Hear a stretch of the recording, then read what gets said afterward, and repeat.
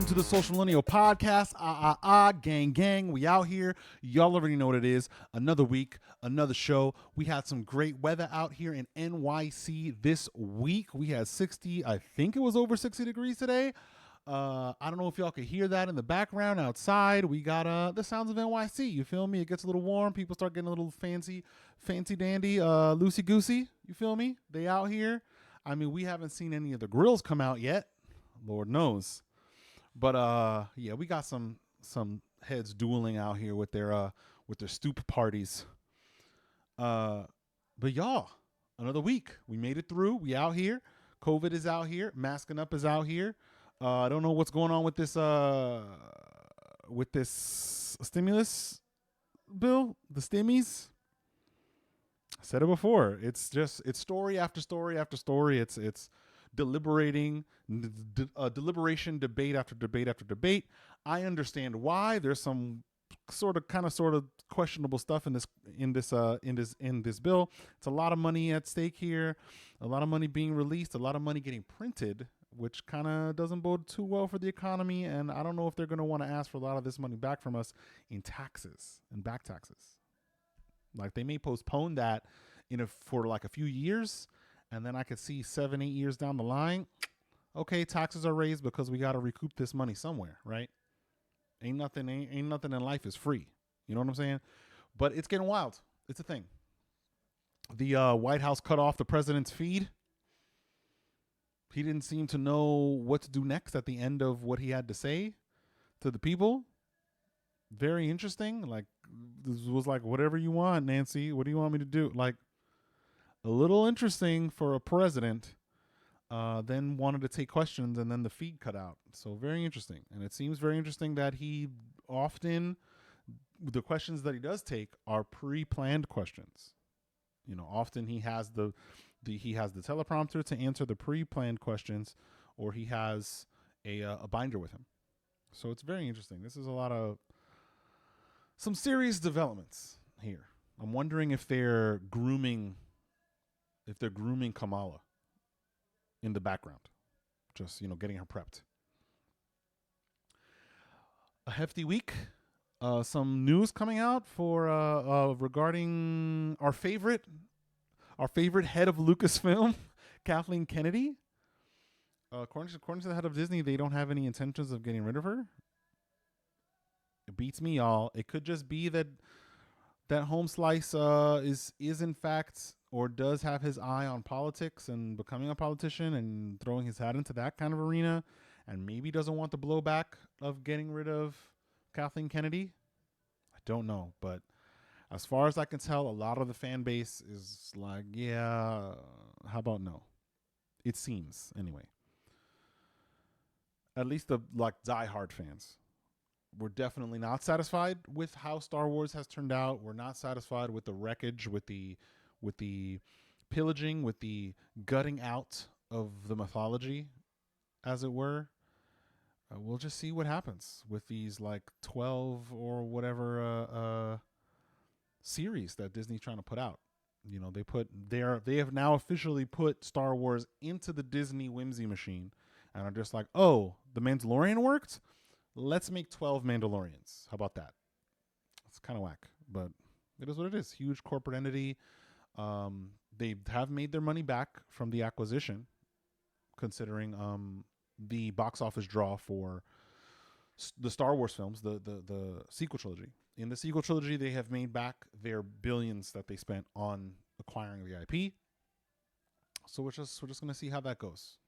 You know, we're going to see how Dave Filoni and Jon Favreau sort this thing out, where that ends up going, how far that ends up going. I hope that they can sort it out. I mean, they're pretty creative dudes, but I also understand the burnout that goes into creating. So we'll see. We'll see how that goes. But I'm not even going to go in depth into that whole Kathleen Kennedy stuff. We had that on another episode. Go back and see it. As we get into this, y'all, very top, tippity top, like, subscribe, comment, give the stars, give the reviews. If you're listening to this under the sound of my voice, maybe it's you're drinking your morning coffee, maybe you're enjoying your evening chill out in your chair, an evening cigar or something. There is also a video component to this podcast. So for those who are listening, check out the YouTube channel, The Social Millennial Podcast. We are there. You'll get to see my my interesting mug, and maybe you'll get something to interact with. You feel me? Something else, another way to get it done. Reach out and touch it. You feel me? Like, subscribe, like I said, comment. It helps the algorithm. It helps the algorithm any way you slice it. So if you're watching, like, comment, subscribe on YouTube. If you're listening, like, comment, star rating, give me a review. You feel me?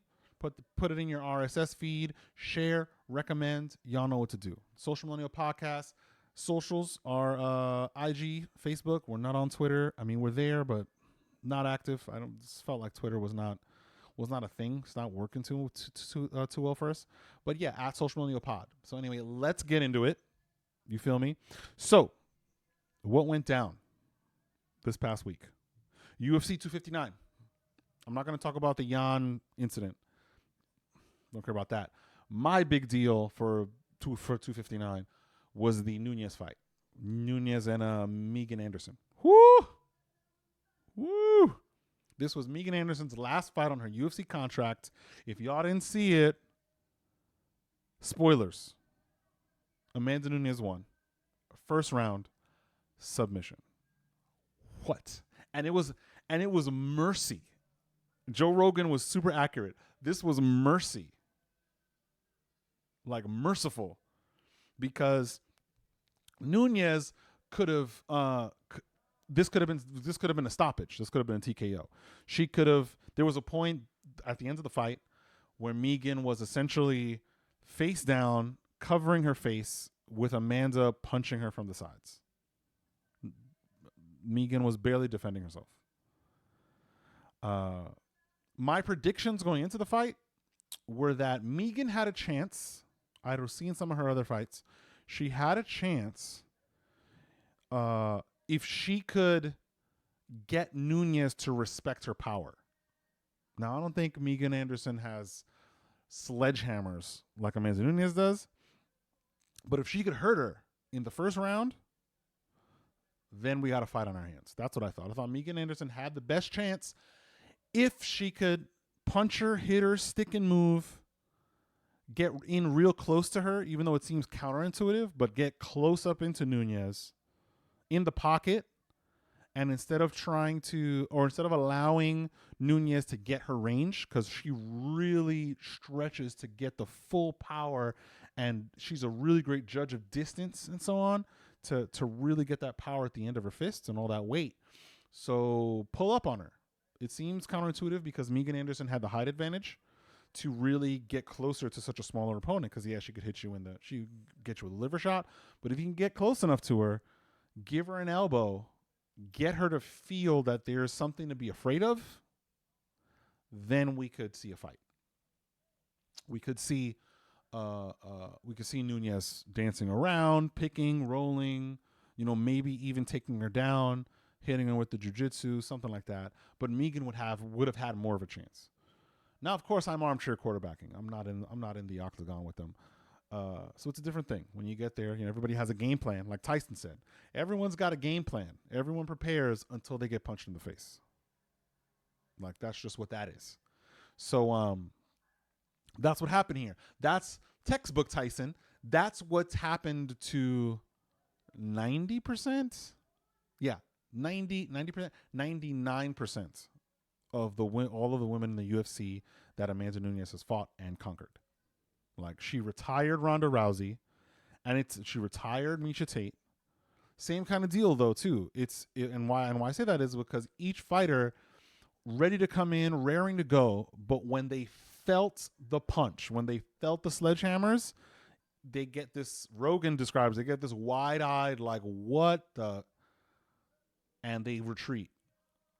Nunes is the kind of fighter, it's not just the killer instinct. She causes fighters to shrink. She shrinks them. They get punched and they, like, all of their confidence goes away when they feel how strong this woman is. And it's just how it's been. I think I say 99% because in the UFC, she fought Kat Zingano, I think in Strikeforce or in a different promotion, and lost. But prime championship Amanda Nunes fighting. When she fought Chris Cyborg.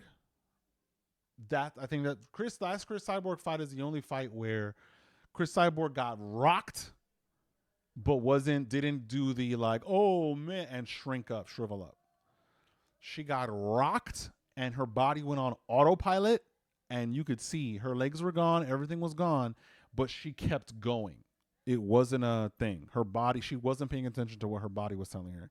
And they kept exchanging and exchanging until it was done, which ended in a spectacular fashion. If y'all didn't see it, first round, Chris Cyborg post-fight is like, she messed up. They prepared for a certain kind of fight against Nunes, to fight her a certain way. And, it got Chris Cyborg's, confidence got the best of her. She said, it's not the coach's fault. She went in there and just decided to start to have a slugfest. And it didn't work for her. She flipped the coin and didn't come up with it. Luck of the draw. The gunslingers slung it, and she lost in a spectacular fashion. Face down, butt up, just dropped. But valiant effort. Like, she got dropped, got back up again, got dropped, got back up again, then got all the way dropped, which is wild. Just standing in front of Nunes, trading blows. So now we get to Megan, and a similar thing happens. Megan felt the power and shrunk. Megan was out on her feet. Similar to Ronda Rousey, but Megan was still kind of throwing. She looked a little better. Ronda Rousey got mollywopped and didn't know where she was on her feet. It was a whole thing. By the end of that fight, Ronda was just firing at will. Another first round TKO. But Megan, she had her arms up. She was still thinking, but you could tell her legs were gone. You could tell she felt it. And it was oh, snap. Very much so. Like, whoa. So she got mollywopped. She wasn't doing anything. What I noticed, too, is that when Nunes hits these women and they're in that shock of like, whoa, what the heck was that? They pause. Like, their body stops throwing. It's a thing that just happens to all of them. It happened to Tate. It happened to didn't happen to Holly. Didn't happen to Cyborg, but it happened to Tate, to Ronda. Yeah. Where they got hit, and it's like it seems like they want to do, but their body doesn't do it. And you see too, there's like a moment in time where Nunes is feeling out for that pause, for that hesitation in the body, and then she goes in for the kill. That's how she knows, okay, it's killer time. Now that's the blood. And it happened with Megan. There were a few grazing blows in the very top of the first round, but once Nunes started connecting, it was that hesitation. So Megan hesitated, Nunes started going in for the kill, and Megan went down, went for the takedown. She changed levels, but her legs were gone already. So she changed levels without her legs being there, with that connection being there, and Nunes sort of pushed back on her a little bit, and her leg just went straightened out, and she fell back to the ground, butt on the ground, which I've never seen that happen before either. And that was it. On the ground, instantly Megan is face down, back exposed, getting just whopped on the ground. And then instead of finishing her TKO, having the ref stop it, Nunes jumps on her back and then does this interesting triangle, this hybrid triangle armbar submission to cause Megan to tap. So very much so merciful. What was so interesting too was the commentary. Joe Rogan was like, oh my gosh, I've never heard Joe Rogan like that, where he was just calling it. He called the fight like it was over. Megan got hit once, got hit twice. Oh, she's hurt. The common Joe Rogan stuff. And then he noticed that she's out on her feet, and he was like, it's over. It's done. It's over. Then Megan, changed levels, got pushed back down, and Rogan was like, it's done. It's over. Call it. It's finished. It's over. She's done. and then when dude just jumped on her back and went to submit, he was like, "Yeah, it's over. She's gonna tap. She's gonna tap. She's gonna tap. She's tapping." And then she tapped. It was like, whoa, whoa. So now the discussion is, I mean, it was great too. The respect was there. Amanda Nunes brought out her baby. I believe she just adopted. I don't quite know if it was a surrogate. I think she adopted, but brought out her baby, and walking around in the thing. You heard her too when she after she won. She called out to her corner outside of the octagon. Bring my daughter. I want my daughter. Baby comes out, cute little chunky pudgy baby, and brings the baby over to Megan, and they talk, and it was a thing. So yeah, it was very cool, very very chill, very cool exchange. I liked that. It warmed the heart. There's no bad blood. There's no nothing like that. Uh, but now the question is, what's next for Amanda Nunes? Because the skills gap, it's not just like that there is a gap, it's that the gap is getting wider. Like she hasn't fought in a minute, hasn't defended the title in a minute, and she's still defending both titles. How it's been in the past is that champs, you got Henry Cejudo, you got Conor McGregor, champs, they'll bump up a weight class or bump down a weight class, win the championship there, but then stay at whatever they're most comfortable in and then have to relinquish the title for the other weight class. Not Nunes. She's pushing forward and defending her title at both weight classes and dominating at both. So the question now is what happens next with the matchmakers? Like, who is she going to fight? She's beaten almost everybody. They're going to reshuffle and have her fight them again. Now, and this was an experiment to have her come up a weight class and fight a championship fight like that, defend the title, come up, thinking that Megan Anderson was going to give her a run for her money. Because Megan Anderson has the size advantage. Not so. Technique was there. Technique was on Nunes' side. The connection was on Nunes' side. The element of surprise, you don't really know how those shots feel until you feel the shots. You don't know necessarily what you're going to do until you feel those shots. And Megan felt it. And that's what ended up happening. It was just like Murder, She Wrote. Not Murder, She Wrote. It was another day at the job for Nunes. This is just what happens. Hardly any damage. Come in, first round, blah, blah, blah, blah, blah. But it's an interesting thing that Chael Sonnen, check out his YouTube channel, Bad Guy Inc. Chael Sonnen and his commentary talking about how what is it that's motivating Nunes now? Because she's champ. She's dominating. She's reached, I mean, maybe, we don't really know the money necessarily, but she's up there in terms of her pay scale. She's just getting paid top dollar, getting paid in terms of like, what is the upward movement here? What is the next step? You're just going to keep fighting. And then what's motivating you to keep going or to continue widening the skill gap? He had a really cool anecdotal story about someone that he trained, that he would coach in wrestling. I encourage y'all to go see that commentary. Really interesting stuff.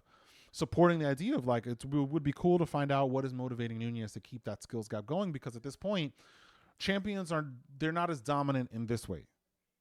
Generally.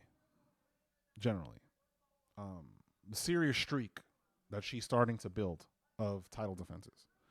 Now, Ronda, some people will say, oh, well, Ronda came in and defended the title mad times. In context, I'm not saying Ronda's trash, that Ronda's contribution to women's mixed martial arts is not profound and is not hella important. She brought a lot of legitimacy, brought a lot of respect to women's mixed martial arts. Ronda Rousey represents a bumping up of the competition in that arena. But most don't remember that in context, the bantamweight division was created for Ronda. She did her thing in a different promotion, wanted to come to the UFC, an Olympian, a judoka, and they started the bantamweight division for Ronda. They gave her the title, and then she had just been defending it since, during her tenure there. So people forget that. She did win all those times. Those wins were valid. I'm not taking that away from her, as she did very much so represent a bump in the competition in terms of like, this is the new school. This is where we're at now. This is the next level of women's mixed martial arts.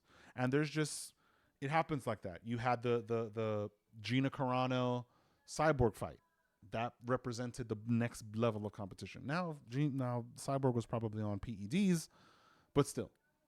Then Ronda represented a new level.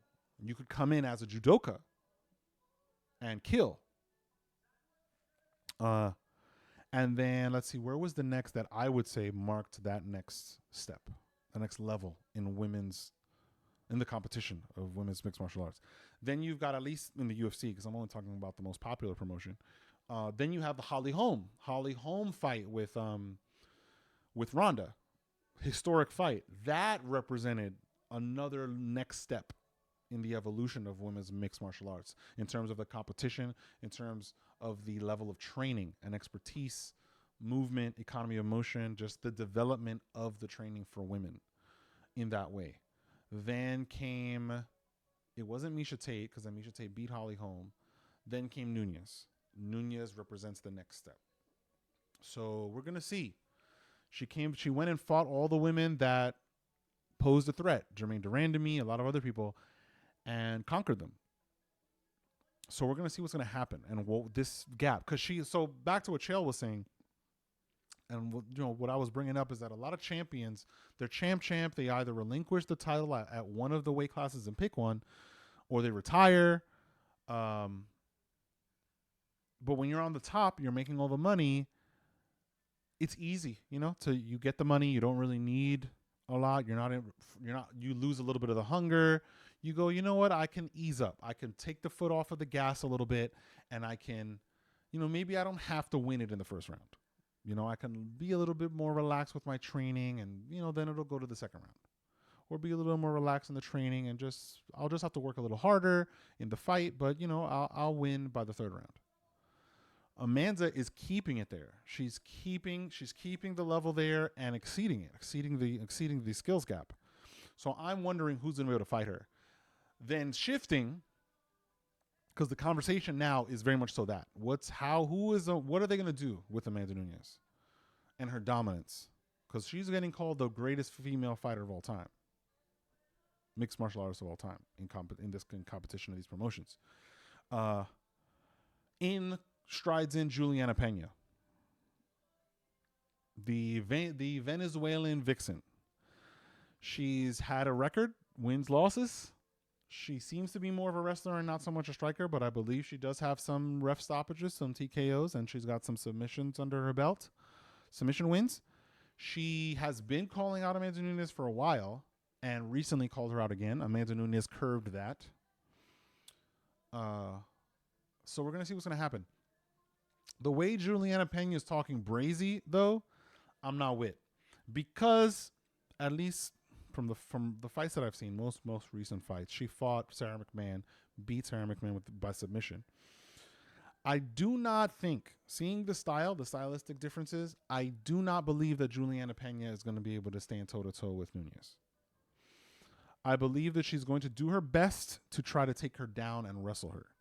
And I predict if they do ever fight, it's going to look like Julianna Peña's fight with Germaine Durandamy, where Peña was not trying to stand there and strike with with Miss Durandamy. Not at all. Not at all. She would throw and shoot in, throw, clinch, try to keep her clinched up. She didn't want to feel those kicks. She didn't want to feel those elbows. She tried to submit her a few times. It almost worked. And what happened? Germaine Durandamy submitted her. I feel like, and this is just armchair quarterbacking from the fights that I've seen, Julianna Peña's fights and her style, she seems to be wrestling heavy, grappling heavy, but not jiu-jitsu heavy. So in the same way that Yoel Romero, super dynamic fighter, his wrestling is freestyle wrestling, but he lacks in jiu-jitsu, so he can get you on the ground. He could take you down in very creative ways, because of his freestyle wrestling background. He's an Olympian, representing Cuba, but he can't keep you there. It's not that easy for him to keep you there. He's done that to dudes and grounds and pounded them. But in terms of a jiu-jitsu technician to keep you on the ground, hip control, all that, you're not going to get that from Yoel Romero. Same thing with Julianna Peña. You're not going to get a lot of that. She clinched up another fight when she fought Shevchenko, the Iron Lady. It was a similar thing. She wasn't necessarily trying to throw too much with her. Shevchenko is knocking girls out very hard. They call her the Iron Lady for a reason. Very crazy strength difference, elbows, sharp techniques, and so on. So Julianna Peña's game plan and her camp's game plan was a similar thing. Clinch her up, try to get her on the ground, try to get some ground and pound going, keep her in one place, because Shevchenko's striking is her base, very collapsible, very movable. But when she comes in for the hit, it's her whole body. Her kinetic chain's really good. She hits real hard. Yeah, that fight was very much so. And there was a point where Julianna Peña got into the ground and pound. And so why I feel like the jiu-jitsu isn't quite there all the way is that when she got, and I noticed this with the Jermaine Durandamy fight, because she got into ground and pound position too, that Shevchenko and Jermaine Durandamy were able to fight her from the ground. So in a position where Julianna Peña should have been at the most advantage, it seemed like her lack of skill in that arena facilitated Jermaine Durandamy and Shevchenko's, the skill difference. It started to show because they were able to defend themselves from Julianna Peña, who was in a more optimal position in that ground and pound full guard position. They were able to defend themselves soundly, like they were not even afraid. Kind of, it was strange. Shevchenko knew exactly what to do. Her skill set was there on how to neutralize Julianna Peña's ground and pound. And I mean, just ground and pound in general. She had that defense ready and didn't incur much damage on the ground, even though you get mollywopped. Someone's over you, sitting over you, on top of you. You're getting mollywopped. Nope, not Shevchenko, not Jermaine Durandamy. Jermaine Durandamy, too, had an advantage because of her height, because of the height difference. So her torso was long. So Julianna Peña had to really work to even try to get over to her in that full guard position, which is very interesting. And Jermaine Durandamy was able dodge, hands, block, dodge, tie up. Very interesting. And then, the difference in the jiu-jitsu training. Jermaine Durandamy submitted Julianna Peña off the ground. So I don't see it working. I don't see a fight between Amanda Nunes and Julianna Peña being a good fight. So I don't see necessarily the matchmakers making it. They might make it because someone's got to fight. Nunes got to defend her title somehow. And she's still fresh. She doesn't have to go to the hospital. It wasn't a war that she just fought. One round. I don't even think it was a whole half. I don't even think it was half of the first round. And it was over. So no significant damage to Nunes. She could be ready to fight again. So it could just be we need bodies to throw at Nunes. So Julianna Peña gets it, but I don't think that she deserves it. I don't think, based off her win losses recently, I don't think she's at the level. I don't believe she's a championship caliber fighter. But I don't think she belongs in the ring with Nunes. Excuse me. I don't think she belongs there with Nunes. My prediction for a fight, should it get announced, is that Nunes wins by TKO, referee stoppage. Julianna Peña either tries to set up shooting, set up the takedown, and she walks right into a punch or right into an elbow and gets dropped, or has her whoa moment and shrinks up, shrivels up, shrinks, or Amanda Nunes decides to play with her food, play with her prey, and Peña goes in for the takedown, and Nunes' superior jiu-jitsu comes into play. Because Julianna Peña is a according to Wikipedia, is a purple belt. Is a jiu-jitsu purple belt. It's just interesting that I've seen her on the ground, and it looks strange. It looks like she's not the greatest. She's not super high level. At least that's how it looks. I could be wrong. It could just be a situational thing, and you roll the dice and things just happen the way that they happened. But based on the tail of the tape study, it doesn't seem like her jiu-jitsu is super high level. And so I can see Nunes. Nunes has a reputation. Her jiu-jitsu has a reputation. And we haven't even seen it. She hasn't even gone into that game yet. It's like Yoel Romero, too. His freestyle wrestling game is stuff of legend as an Olympian. He's been to multiple Olympics representing Cuba and killing, competing, high level, but we don't ever get to see it. And he said it himself. Like, I came in, his whole family is a boxing family, and he's the only thing. His family, I don't know if it's his brothers or his cousins, they represent Cuba in boxing. And so it was a thing for him to come to mixed martial arts and become a striker for him. Nunes's jiu-jitsu is storied. There's stories around about her high-level jiu-jitsu.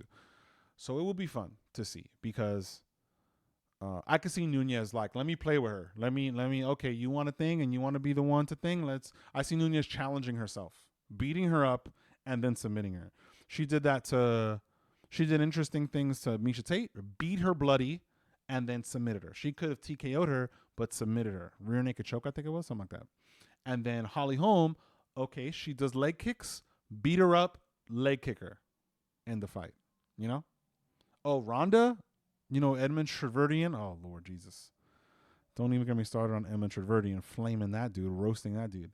But Edmund Treverdian wanted to talk smack, wanted to talk all of it. Talking about Ronda could go toe-to-toe, in boxing with the best of them. And Ronda's a boxer.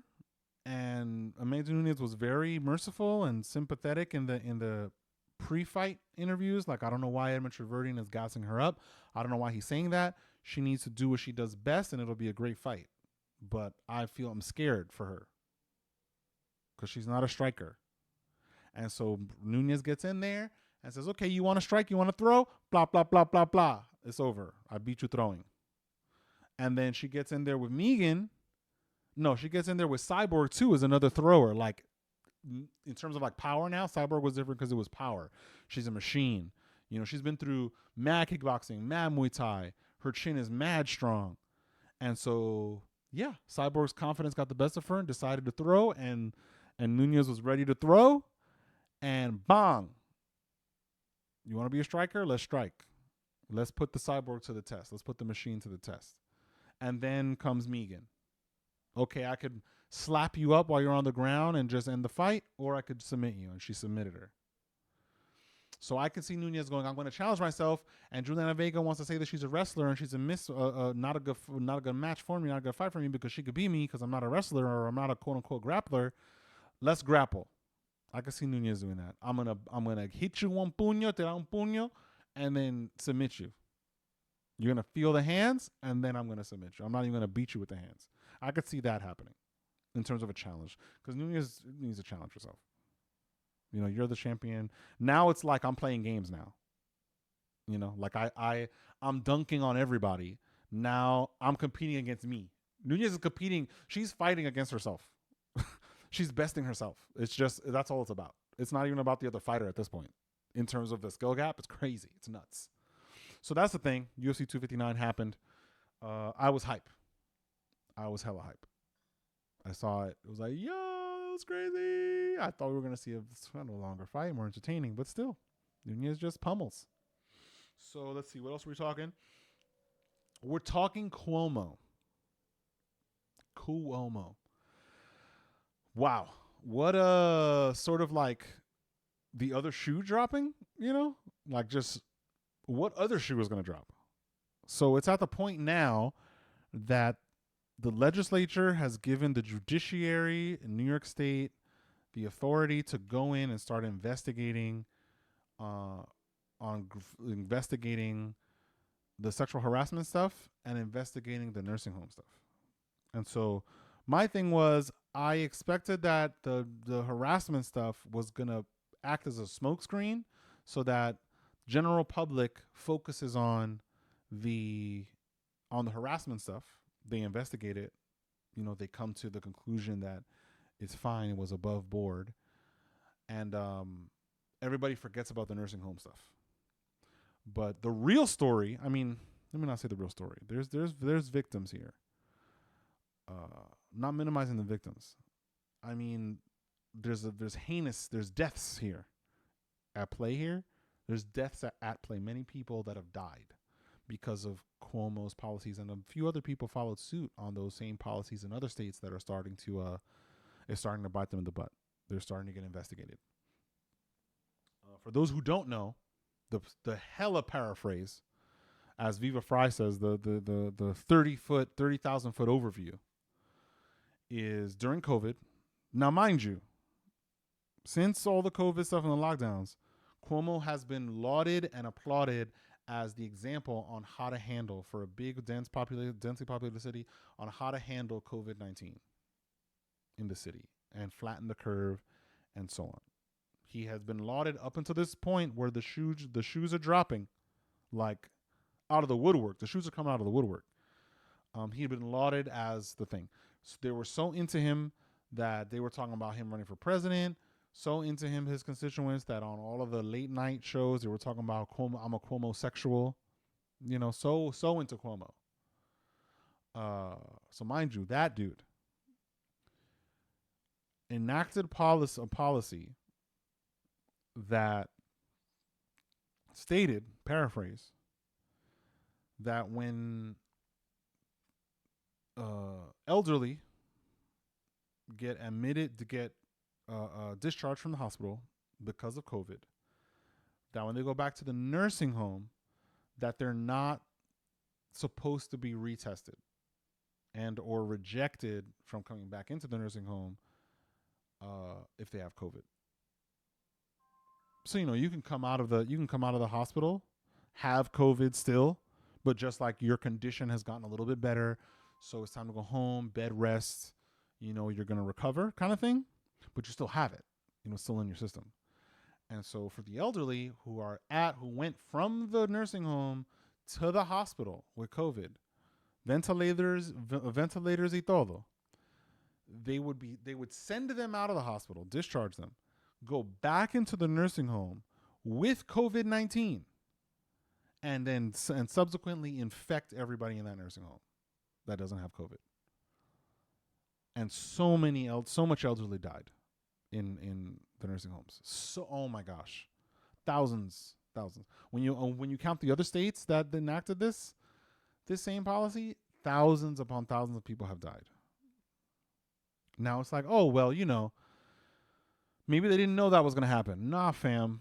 Common sense says you take people that have got COVID, throw them in the area with the vulnerable population, the most vulnerable, arguably. You're going to get deaths. Grandma's going to die. Grandpa's going to die. And they knew what they were doing. The self-awareness was there to the point that Cuomo, the nursing homes, didn't want to do it because it had left them open to lawsuits. They didn't want to abide by the policy because it was not in the interest of public health for the elderly. It just wasn't. And so the nursing homes, Cuomo granted immunity to the nursing homes so they can follow this policy without feeling the threat of being held liable for deaths that would happen. And so there were families that were trying to sue the nursing home because the outbreak happened in the nursing home of COVID from somebody who came from the hospital that was not tested prior to coming back into the nursing home, not retested and make sure that they don't have COVID before they came into the nursing home. And their lawsuits have been shot down because the Cuomo granted these nursing homes immunity from prosecution. So it's a thing now. We're getting widespread investigation now, like breaking news. 100%. It's happening. Um, to the point that there's starting to be talks of impeachment investigation, because it's like, how do we have confidence? The legislature's like, how do we have confidence in this dude doing his job and governing when it's every other day we're afraid of what's the next shoe that's going to drop? Because now it's even more people coming forward. Current Cuomo aides now, and there's an NYPD accuser allegation with police officers at the governor's mansion. So we're gonna see what's going down. We're gonna see how this is gonna happen, and I'm sure it plays very well into other of Democratic constituents. It plays well for others in the Democratic constituency in terms of politicians, because Cuomo is a serious threat for 2024 in terms of the presidential running for president. Serious threat. It's a similar glow. Like, he had the glow, the way that Giuliani had the glow post 9/11. You know, not that Giuliani was the greatest mayor of all time, but because 9/11 happened, he had a crisis that he managed and was looked at favorably for how he managed it. So he had the glow. He was emanating. Same thing with Cuomo, getting applauded and lauded for containing COVID and dealing with COVID. So he had the glow. Now the glow is fading. So I'm wondering what's going to happen now. This is a nail biter. It's going to be very interesting. So let's see what else. Last but certainly not least for this show, for this episode, Thor movie news. The Thor. I was going to say Thor: The Dark World. Thor 4, Love and Thunder. Right? 4, 1, 2, Ragnarok. Yep, Love and Thunder is pretty lit. I mean, not is. I haven't seen like an early thing or anything, but it looks fire. I'm sure. I don't know. I could say I'm sure, but some of y'all are not into Marvel. They released set photos and things. They released some things to the press and out on social medias, and it's looking pretty interesting. They're really going for that 80s Flash Gordon vibe. I love that they're leaning into it. It feels right for Thor. I love the Guardians of the Galaxy are crossing over. They're getting a little bit of screen time with Thor, because I think those two, Thor and that set of characters, really works well in terms of like the cosmic part of the Marvel Cinematic Universe. It's just a match made in heaven to me, and it feels great, because then after Endgame we get that, they're out there, the Guardians of the Galaxy, the Asgardians of the Galaxy, Pretty cool. I like we're going to pick up there. I like we're not getting Lebowski Thor, Fat Thor. I hope that we Taika Waititi. I hope that we get in this movie the montage of him. We get the 80s montage of him working out and getting back to fighting shape. Like lounging around on the ship, on the Romano, right? On the ship, and then the Milano. And we get the hearts on fire, and we get all the little cool character moments, because Star-Lord can't do what Thor does. He doesn't have his super strength. Oh man, it would be beautiful. And it's, oh my gosh, I can't wait. I hope we get it. Even if it's like a throwaway, so where it's like a flashback kind of thing, and it's like, remember the time? Oh man, Thor, your thing. Yeah, it was rough. And then we get the just like 4 seconds or something of a funny moment. Oh man, I would love it. So that looks like it's gonna be great. Then we've got Natalie Portman. We're getting Jane as the mighty Thor. At first I was like, but now I'm interested to see what they're gonna do with it. And she looks yoked. Like her arms are yoked. I don't know if it's something that they put on her and just in the photos, because the photos are a little grainy so you can't see. But Natalie Portman is yiggled.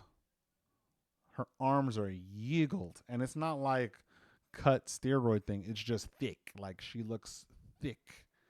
And, with CG, they're probably gonna give her some cuts and augment her a little bit, because CG is there now. It's good now that they're doing digital makeup. They're doing digital augmentation to certain things and minimizing to certain things, which is pretty cool and kind of whack, but still pretty cool. Uh, I hope with Thor Love and Thunder that we get the Jane Foster that like switches between Mighty Thor Jane Foster and regular Jane Foster, so that we get her looking regular and then we get her like yoked up. I'm pretty hyped for it. We still haven't gotten a first look at Gore the God Butcher, Christian Bale's character. I'm wondering if they're gonna do like all the prosthetics, make him pasty white, CG him a little bit, like a combination of practical and CG to make him super skinny. Wondering if they're gonna do that or if they're gonna, go a different way. Excuse me. But I'm hype about it. I'm hype about it. What else did they release? They released another thing where if y'all saw Thor Ragnarok, spoilers, they had a little thing where remember the part when Thor pulled up to Asgard and Loki was impersonating his father because he had sent him away to Earth. Um, that was a whole thing because that ended up changing that part of the story of that.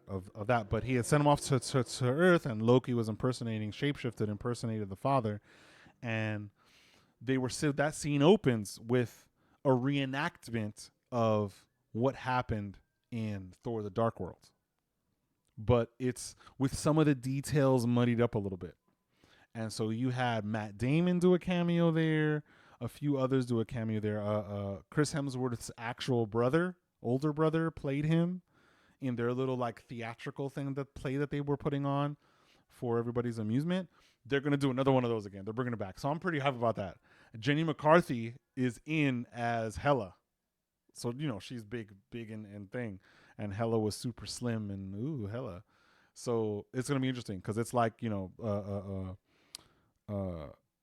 history is told by the winners, so it's gonna come off a certain way. So I'm interested to see how they're thinking it. But Matt Damon is back playing Loki, and Chris Hemsworth's brother is back playing Thor. So it's a lot of goodwill. I have a lot of goodwill for Thor: Love and Thunder. I like the direction that they're going, and I hope it's fire. I hope we get to see it, and it's awesome. I'm still a little bit disappointed that we're not able to see Scarlet Witch. Not Scarlet Witch. Not WandaVision. Um, Black Widow. I'm super little disappointed. Like, we need to release that movie. Like, what the heck? Like, y'all are really holding out for theaters to release this movie, and it's been in the can for how many years now? I'm even wondering if any of the crossing over that happens in that film is even relevant anymore. I wonder how they worked it. But I want to see it, and I'm hoping that it comes out soon. But yeah, super hyped for Thor. Cuomo's on some other stuff. And yeah, UFC 259, Amanda Nunes. Keep fighting. Keep doing it out. Shout out. You got a big fan here. Been following you. So yeah, y'all. That's our episode. I hope that y'all enjoyed. I'm still wondering if y'all are hearing the sounds of NYC out here. We've been having great weather. I think it's going to dip back into the coldness, but I'm here for it. I'm here for 60s and high 50s. I had fun today. Wonderful weather. Nice cardigan weather, So, what's the recommendation for the week / recommendation parentheses shuns. What have I been enjoying thoroughly? WandaVision happened, but yeah, I think I'm a little late on that train. If y'all haven't been watching it, watch it. I'm hyped for Falcon and the Winter Soldier. Super hyped. What I've been enjoying thoroughly. Oh, haha. I recently revisited A League of Their Own. This is a Tom Hanks, Gina Davis film. Learned a lot of really cool trivia about it. It's running on Vudu right now, on Amazon Prime. I think you could find it on YouTube. You got to pay for it and so on. But yeah, hit that. A League of Their Own, Gina Davis. It's a baseball movie, sports movie about the league that was started during World War. If I'm not mistaken, it's World War II, when a lot of the men got drafted. A lot of the men went to war. The women had to step up. That's where we get Rosie the Riveter and thing. I don't remember if Rosie the Riveter is World War One, but we get women stepping up and into men's roles and working in the factories, helping the war effort and so on. We had a baseball league that was set up of women that played baseball, full baseball teams, had a World Series and everything. And this movie is about that. Follows Gina Davis is the main character. Follows Gina Davis, and I'm forgetting her little sister's, the actress's name, but two sisters, their bond being challenged by this, being going into this baseball league, trying out, making it in, and adventure ensues. Tom Hanks plays sort of washed up baseball player, drunkard. He kind of his life just steered out of control with alcoholism. He got an injury, couldn't go to war, was useless.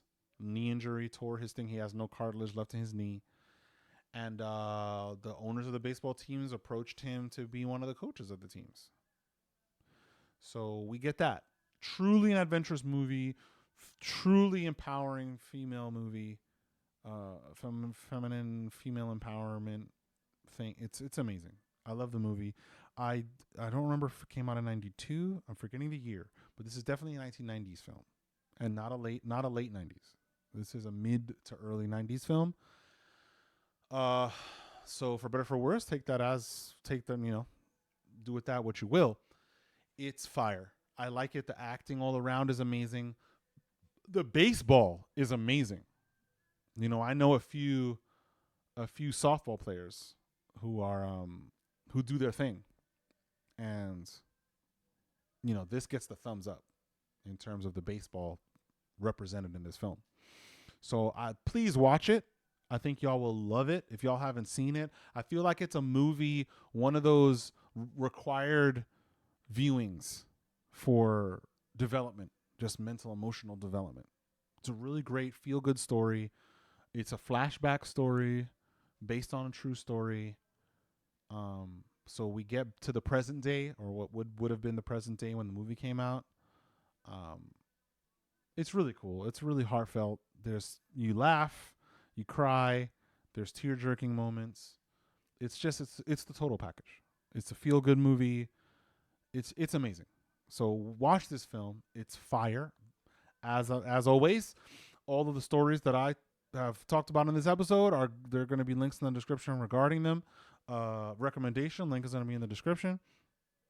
I don't know if y'all want to see it on Amazon Prime or whatever, but I'm going to put maybe the Google search in the thing, so that'll just bring you to it. You get to see the IMDb rating and things. But it's a great movie. Great movie. I love it. Cult classic. Saw it when I was younger. Adolescence, I think, is when I saw it. And it was wonderful. I mean, there are quotable lines here, classic lines in film. This is a classic film, like in terms of film. Enjoy it. I hope y'all get from it what I got from it, because it was awesome. That's our episode, y'all. So I hope y'all enjoyed Under the Sound of My Voice. I know some of y'all enjoy just listening to this podcast and not viewing it. Some of y'all may enjoy viewing it and not just listening to it, but enjoy this coffee Friday morning or whenever during next week. Enjoy it. This is the episode. I'm here with y'all every week. Merch store, once again, is coming soon. I know I've been teasing it for a while, but that's how we be doing here on the show. I tease it, and then it gets revealed. It gets opened up when it's absolutely ready. We did the same thing with this video thing going down. Dropped it when it was ready. Dropped it when it was time. Dropped it when the technology was there for us to deliver a quality product to the beautiful people. It's about chilling. It's about sitting. It's about shooting it. You feel me? Chillaxing. Checking in. Not necessarily doing the most depressing news, but talking about things that I like and my take as a millennial. So I hope you all enjoy. Remember, like, subscribe, star ratings, whatever platform that you're seeing this on, whatever it means to really like this podcast and show it, do that thing, please. It helps with the algorithm on all these different platforms, so more and more people get to enjoy. You feel me? Get to enjoy the New York swag, get to enjoy the perspective, get to spend some time with the community, you feel me? If y'all have any questions, y'all want me to cover anything, y'all want me to do any deep dives, y'all want me to see if I got any hot takes on certain controversial issues, please feel free to comment. Comment on the video, comment on the podcast where applicable. And I read the comments. I'm in here, y'all. I'm in here for y'all. Let's connect. Let's get here. You feel me? We gonna be here. So yeah, like it. It helps the algorithm. Socials once again at Social Millennial Pod. Merch store coming soon. Y'all have a great week. Stay protected. Stay socially distanced. Stay safe. Mask up. And I'll see y'all next week. All right. Peace.